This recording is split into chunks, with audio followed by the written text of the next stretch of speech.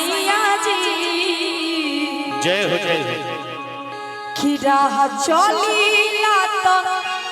टोकेला सोनार सैया जी कि काहे नथिया गढ़वल उधार सैया जी। एगो पत्नी अपना पति से कहे छे कि ए राजा जी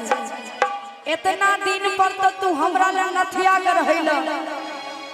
लेकिन वो उधार है। वो अपना पति से कहे छे कोना कि राह चलीला तो टोकेला सोनार सैया जी कि राह चलीला तो टोकेला सोनार सैया जी काहे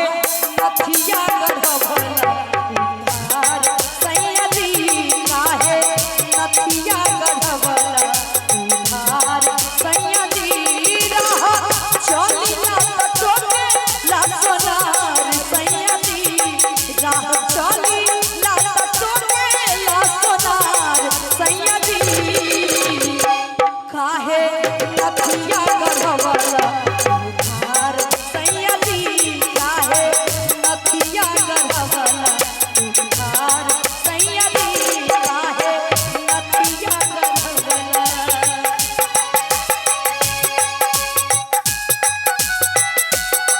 ओहो क्या बात है।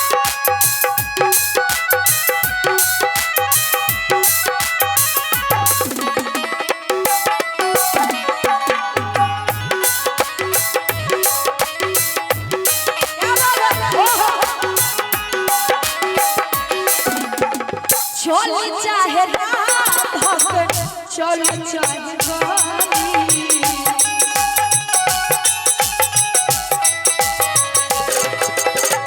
चल चाहे रात चल चाहे गाली कहे कि हे ने अब गाली